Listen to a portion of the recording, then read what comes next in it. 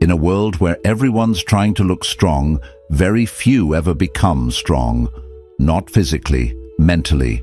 And that's the difference between those who survive and those who lead.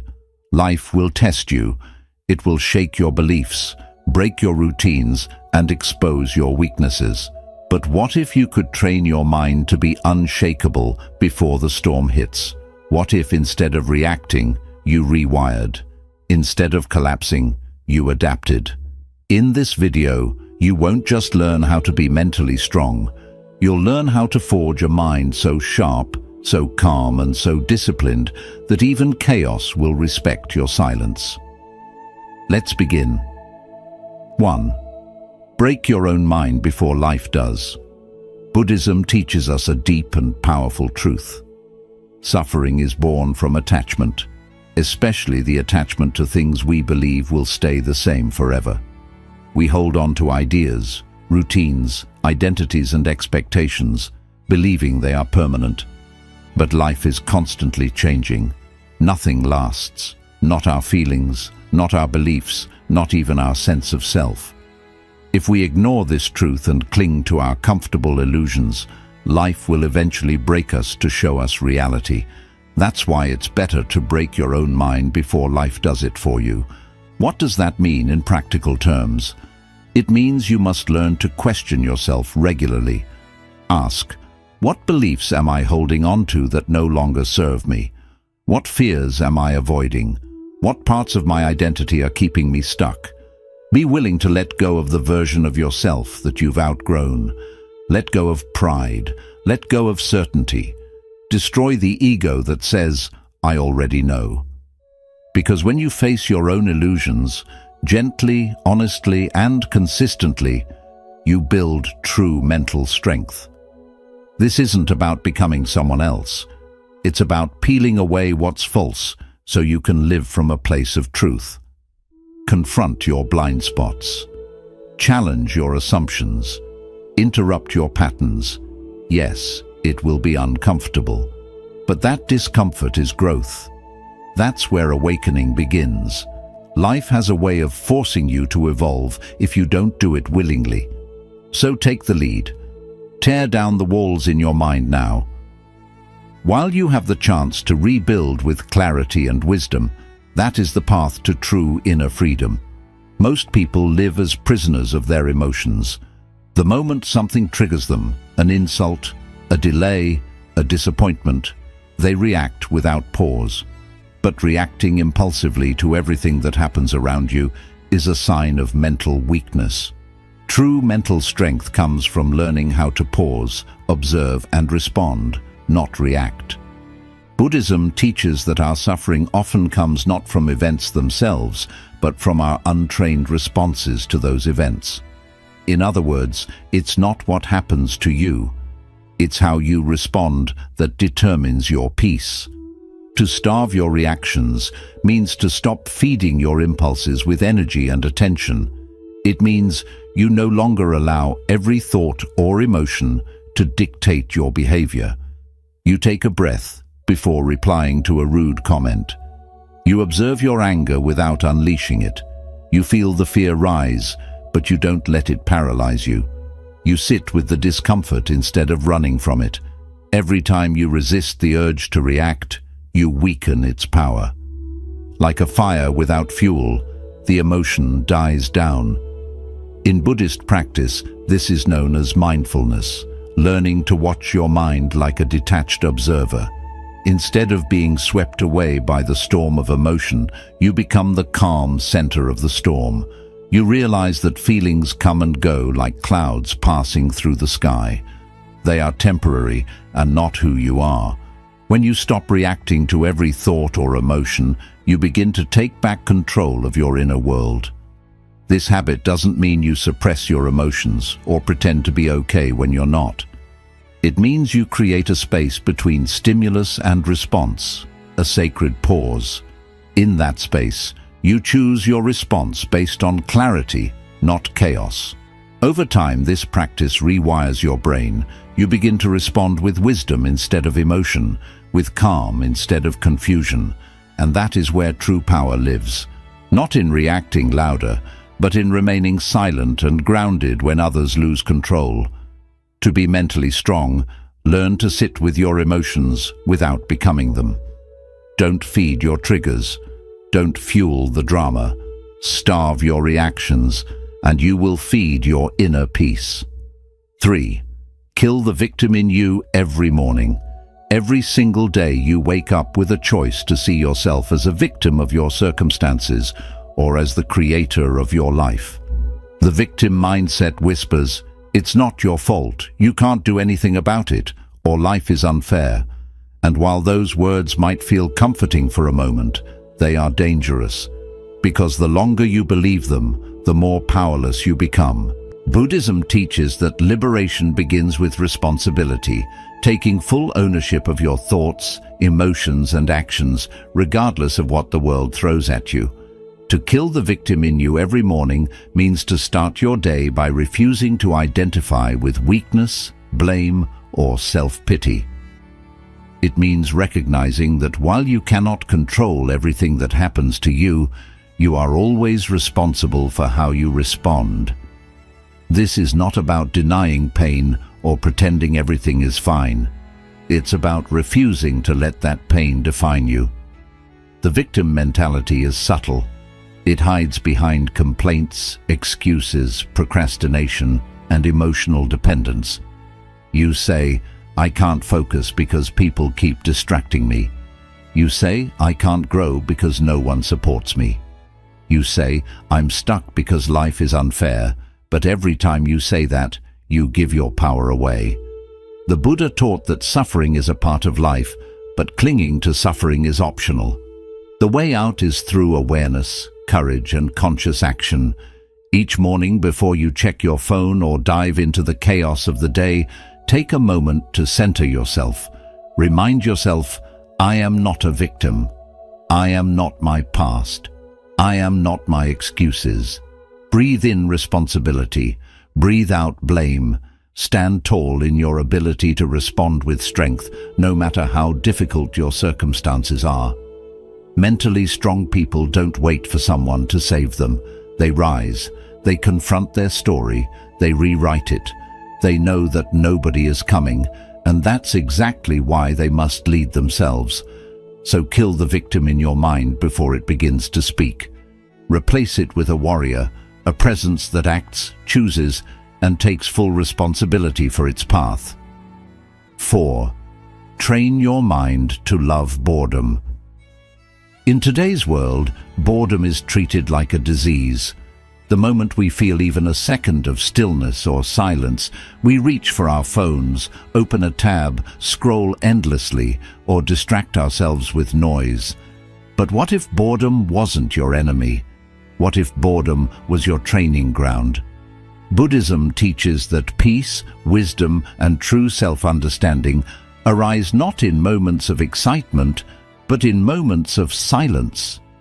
It's in stillness that the mind reveals its truth.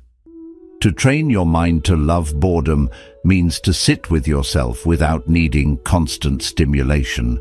It means practicing presence in the simplest, most ordinary moments of life, waiting in line, sitting alone in a room, walking without headphones. Why? Because when you remove all external stimulation, your mind starts to surface its deeper patterns. You begin to notice your cravings, your restlessness, your thoughts, and your emotional attachments, and with that awareness comes the power to change. In Buddhist meditation, boredom is not seen as a problem, it is a doorway. When the mind says this is boring, it's not because the moment lacks meaning, it's because the ego is uncomfortable without distraction. The ego wants to be entertained, stimulated, validated. But your higher self, the calm, observing consciousness, knows that the ability to sit in boredom without resistance is the foundation of mental mastery. Think about it. If you can't sit still for 5 minutes without reaching for a screen, how will you handle real adversity? If you can't be alone with your thoughts, how will you hear your intuition? If your mind always runs from boredom, it will also run from discomfort, growth, and discipline. The mentally strong person rewires their relationship with boredom. They embrace it. They use it as a form of meditation, of mental detox. In boredom, they build patience. In silence, they meet themselves. They learn that not every moment needs to be filled, and that often the most powerful insights arise in the empty spaces. Start small. Sit in silence for 10 minutes a day. Go for a walk without music. Eat a meal without a screen. Notice how uncomfortable your mind becomes and stay with it. Smile at the stillness. Welcome the boredom, because every time you sit through it, you're breaking the addiction to distraction. You're becoming less reactive, more present, and infinitely stronger inside. To love boredom is to befriend your mind, and once you learn to be still, there is nothing the world can throw at you that you cannot handle with calm and clarity. 5.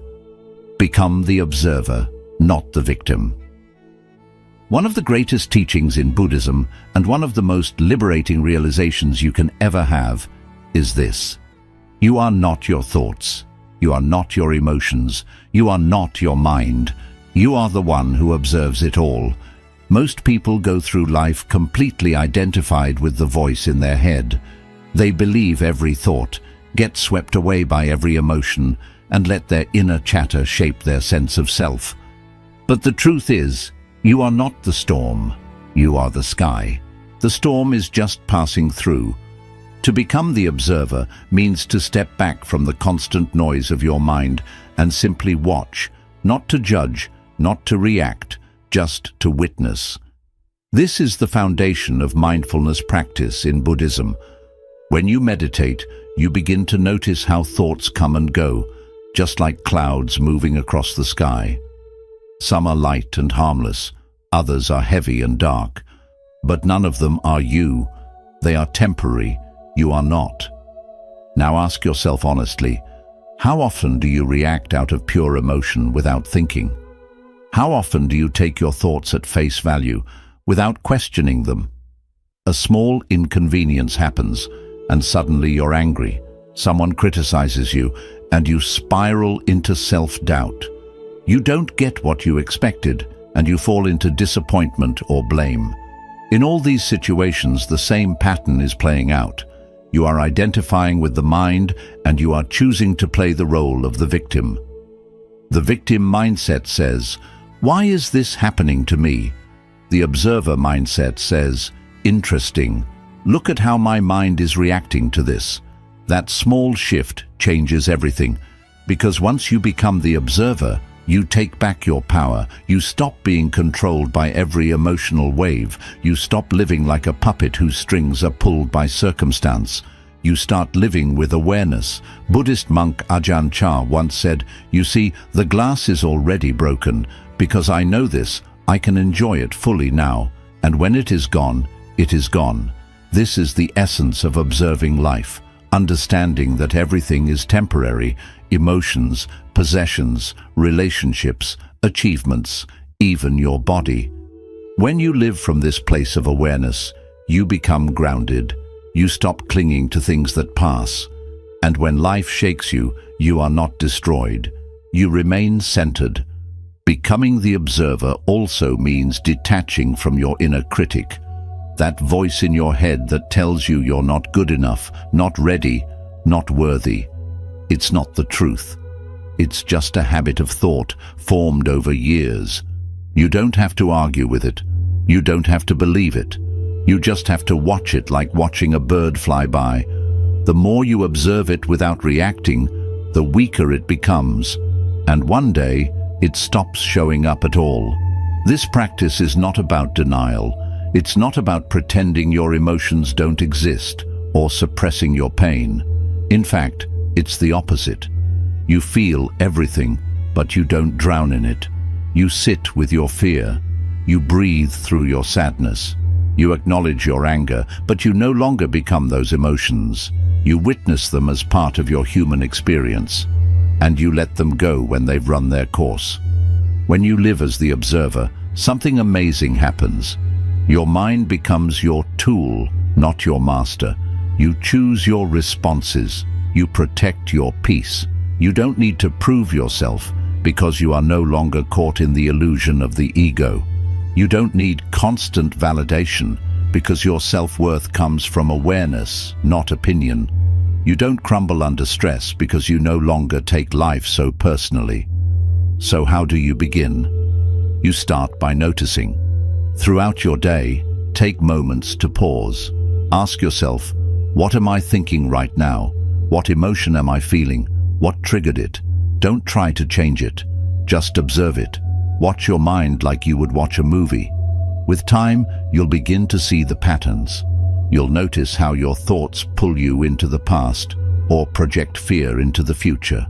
You'll see how your mind loves to create stories and how most of those stories aren't even true. Then, take a deep breath and return to the present.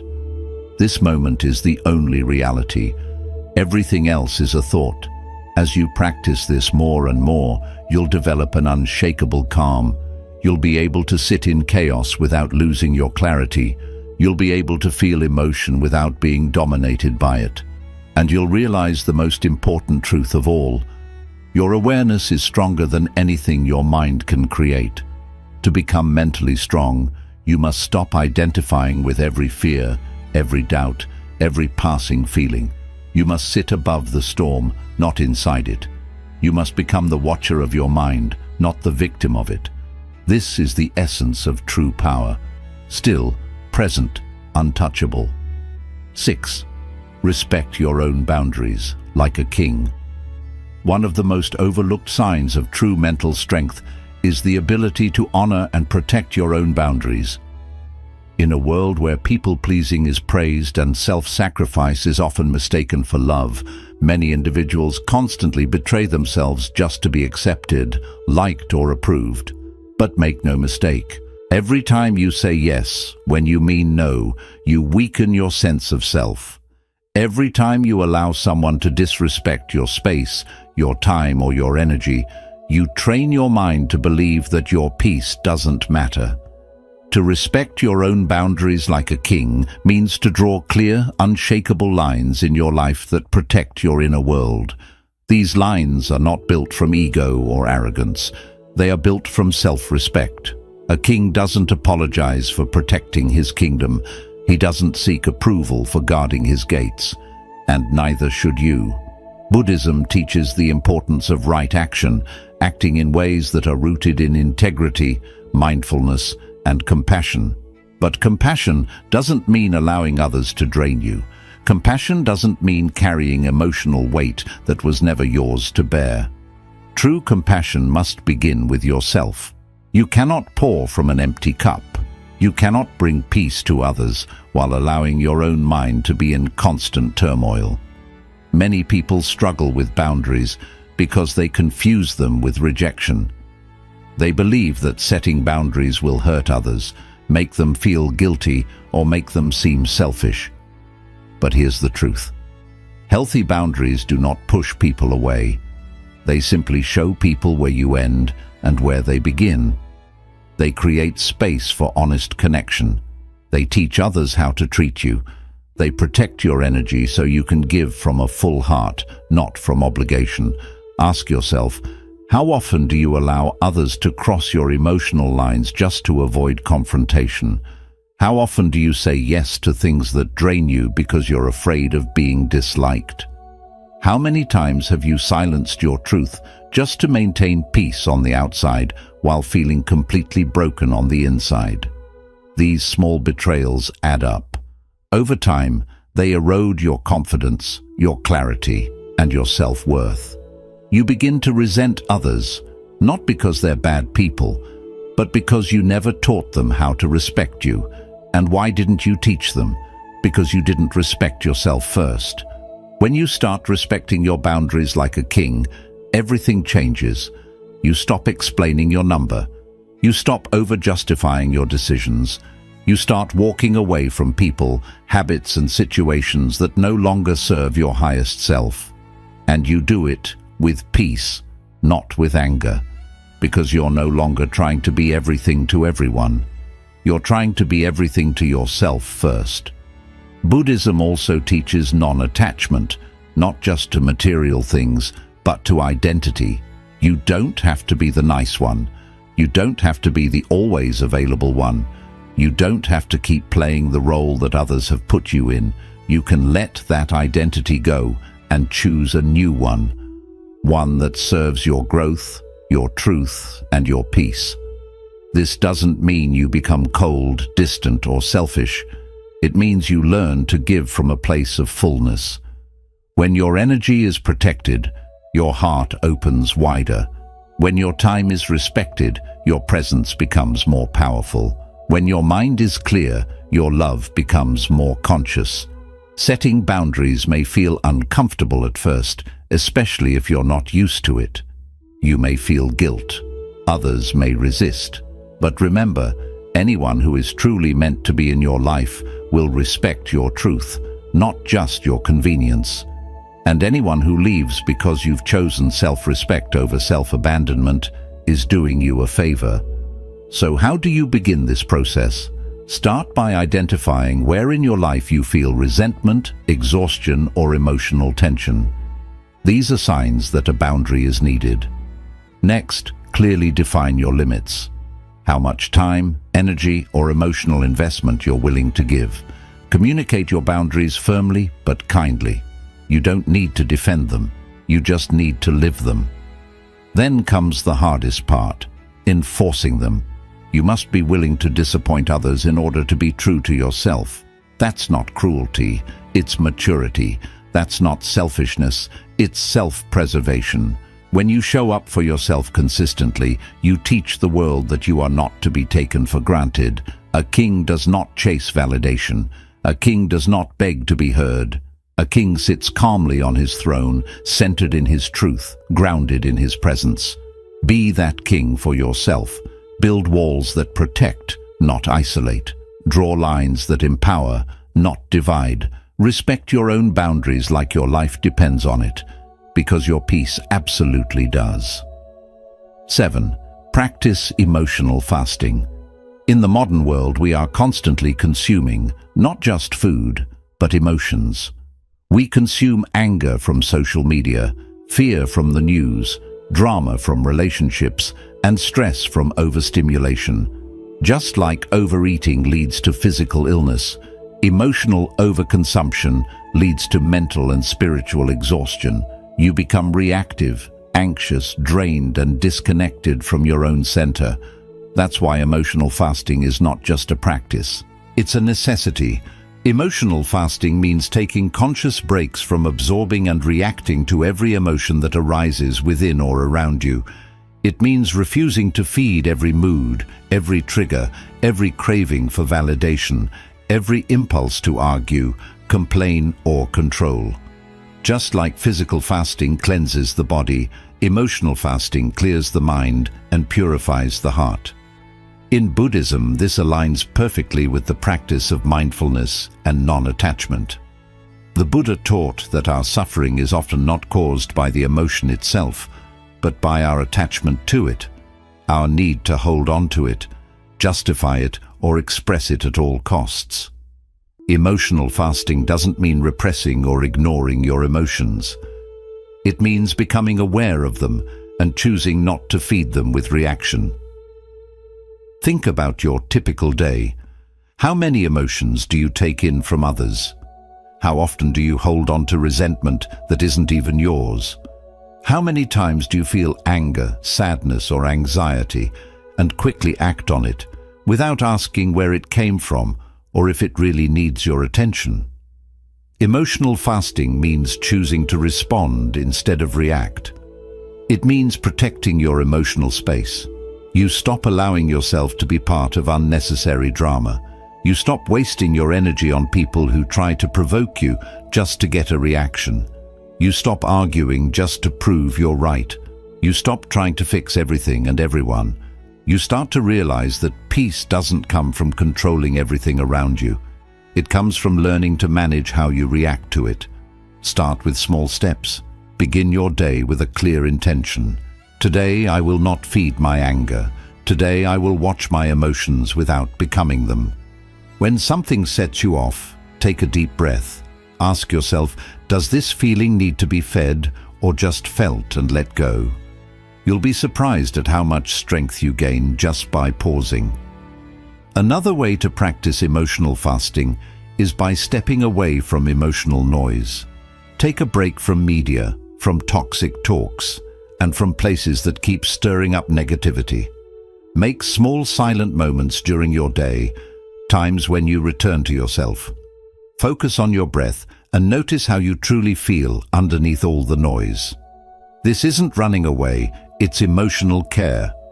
Just like you clean your body, you also need to clear your emotional space. Emotional fasting also means not feeding off others emotionally. Many people unknowingly use relationships to unload feelings they haven't worked through.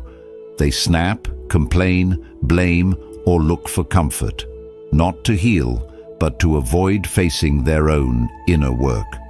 When you practice emotional fasting, you stop needing others to manage your feelings. You take full control of your inner world. You learn to stay with discomfort instead of pushing it away. This doesn't mean you become cold or emotionally shut off. In fact, the truth is just the opposite. Emotional fasting makes room for deeper and more mindful connection. When you're no longer led by emotional reactions, you show up with calmness, awareness, and kindness. You listen more, speak less, and stop taking things too personally.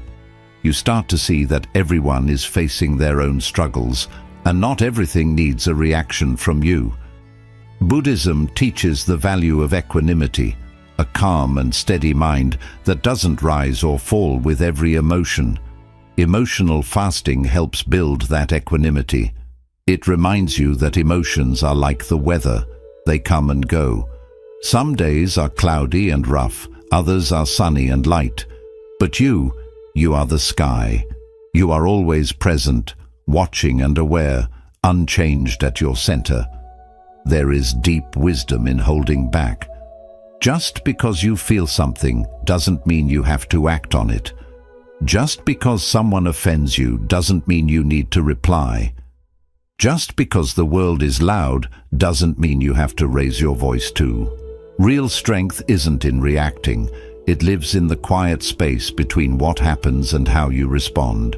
So take a day, an hour, or even a few minutes to emotionally fast.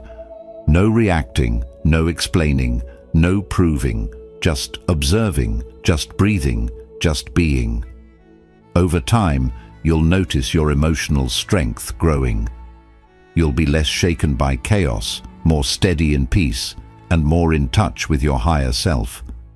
Emotional fasting doesn't mean being without feelings. It means having control over them.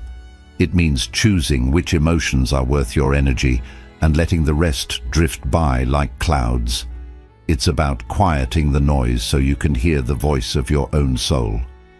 Practice emotional fasting and you'll see that your greatest power isn't in how strong your emotions are, but in how calmly you respond. True mental strength isn't about looking tough on the outside. It's about being steady and unshakable on the inside. This strength isn't built through ego, anger, or pretending to have it all figured out. It's built quietly, in the unseen moments when you choose stillness over reaction, discipline over ease, and truth over illusion. Each of these habits, calming your mind, holding back reactions, letting go of the victim role, accepting boredom, becoming the watcher, honoring your limits, and stepping away from emotional chaos, leads you back to your inner strength. Not the kind of power that controls others, but the kind that gives you full control over yourself. Buddhism teaches us that the mind is everything. What you think, you become. What you choose to practice each day, the small, steady acts of awareness, patience, and self-respect, shape your whole future. You don't become mentally strong all at once. You build that strength each time you choose growth instead of comfort, stillness instead of noise, and awareness instead of reaction. Keep making that choice. Keep rising. And remember, your true strength isn't in how loudly you roar. It's in how deeply you sit in stillness while the storm rages, and smile, knowing it can no longer reach you.